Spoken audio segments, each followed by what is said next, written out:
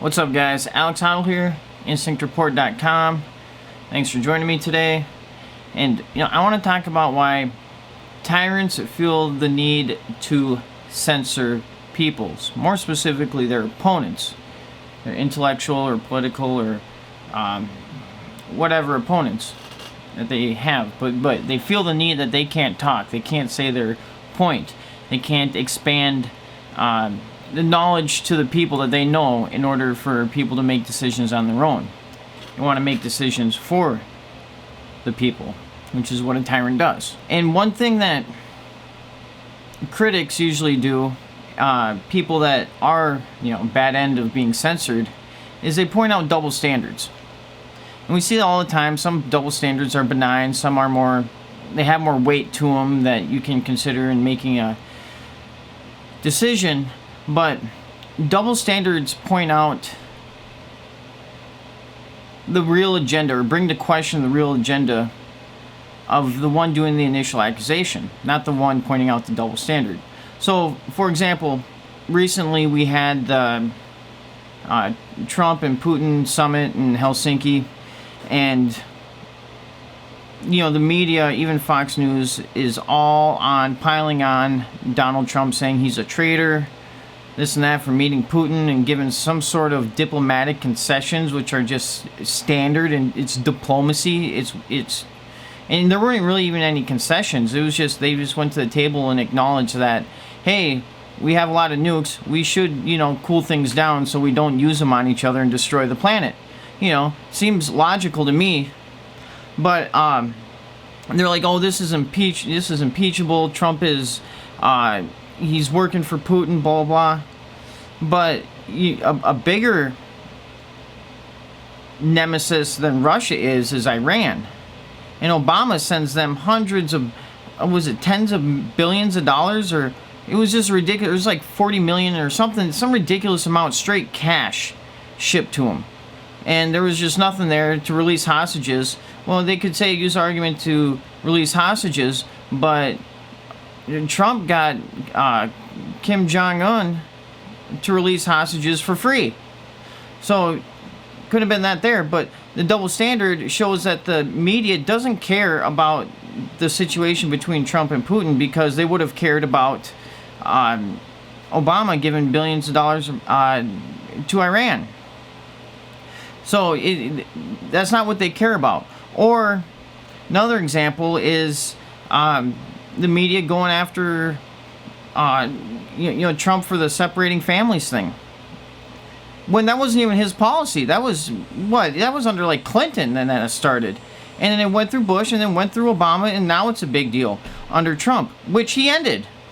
So he should get an applause for it. But no, it's Trump's fault. They don't care about the kids, they care about attacking Trump, because if they cared about the kids, they would have cared about it when all those other presidents were in office. But they didn't, and they chose to ignore it. So they don't care about that. And I gotta point out another example. The school shootings, one happens, and a dozen kids die, and the media, it's a big deal, don't get me wrong, but like, the media makes it like it's the worst thing in the world, and the gun's to blame, and they get all these sob stories and everything, but completely ignore the many-fold times that of kids dying, teenagers dying in the hood all across the country from the gangs and stuff with illegal guns, because the kids can't just like go get a fucking gun from the gun shop around the corner or something. They're all illegal guns, but it's like they want the criminals, the gangs, that have the guns, but regular people, they don't.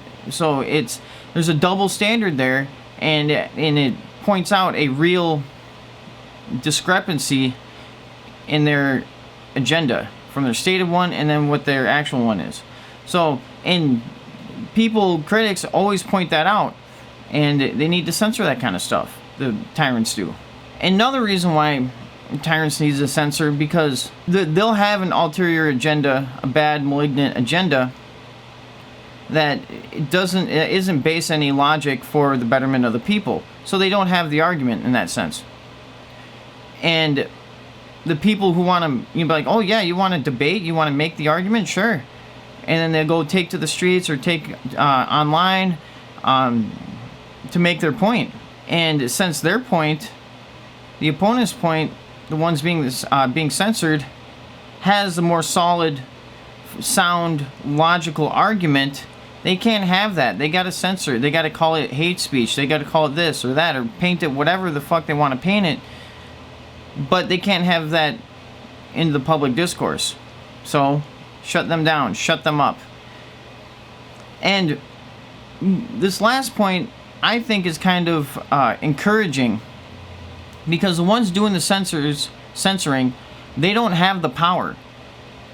They see the people, the ones with the counter argument, as the threat. They are a threat, therefore they have the power. You know, Sun Tzu said something like this in The Art of War, like, you don't fight an enemy who's already dying. If someone's hanging himself, you don't kill him. So if their opponents, the censor's opponents, the ones being censored, don't have an argument, they're just speaking erratically and just not making any sense or anything, then just let them, and then people will make their own decision based off that.